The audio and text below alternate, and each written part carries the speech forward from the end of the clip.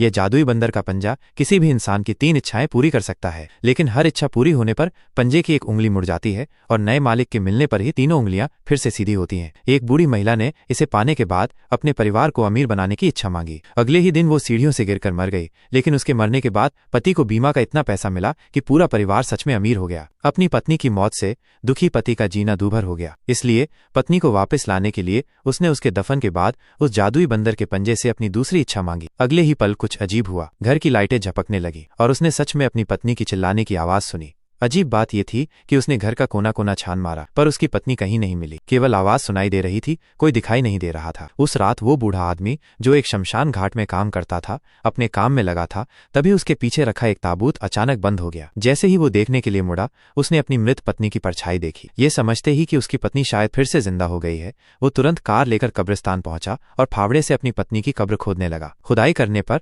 उसे सच में ताबूत के अंदर से अपनी पत्नी के रोने की आवाज सुनाई दी।